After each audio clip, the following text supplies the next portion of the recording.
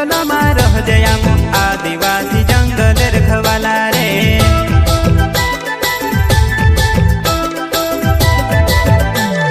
चल जंगल जमीन काज पूजे रे आदिवासी दुनिया ने रखवाला रे। बाप देव खतरी काज पूजे रे आदिवासी सबसे निराला रे।